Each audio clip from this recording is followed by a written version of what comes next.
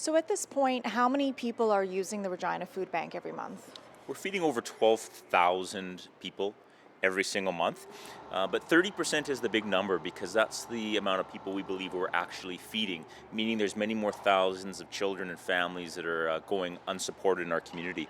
Can you give me a bit more of a sense of the breakdown of who's using the food bank? Any sort of standout numbers for you? Yeah, well, the big one is 41% of our clients are kids, right? And kids would typically make about 20% of the population of our community. 11% are senior citizens. These grandparents worked their whole lives, paid taxes, volunteered, coached, and they're coming to us for support because they can't make ends meet. And about 1,200 new Canadians, double the amount that we did last year. So we feed people in every corner of this city, every community, within a couple of blocks of where your viewers are watching. I guarantee someone is using the food bank today. Now, over here we have one of the food hampers that you give out to your clients. When you look at this box and when you look at the folks who come in here on a daily basis, who access your services, what do you want people at home to know about who's benefiting from this food, who really needs this food? Yeah, well, thank you for asking that. We call ourselves neighbors feeding neighbors because that's what we are in proud Prairie tradition. Behind this box, right, behind this pork and these bagels and these lentils is a family, and the food matters. It's critically important, but so is the dignity of knowing that we care for each other. Now, listen, the issues that caused food insecurity were here before the pandemic, and they'll be here after the pandemic. We have a minimum wage that is not a living wage. The majority of our users are renters, and when you're spending 30 to 40% of your income on rent or more, you cannot afford food.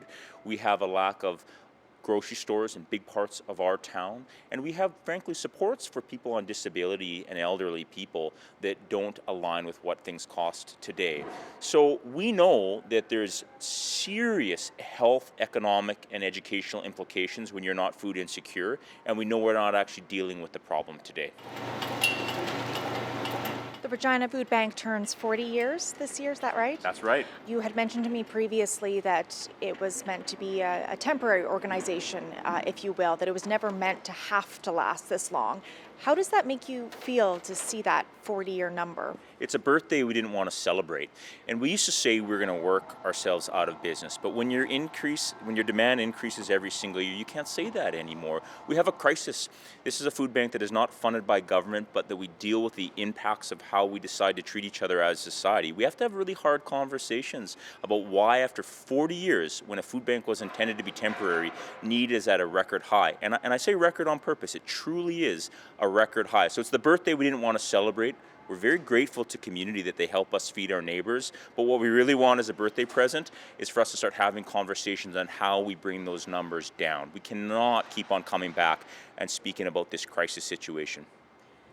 You've mentioned a lot about help from on high, from higher levels of government.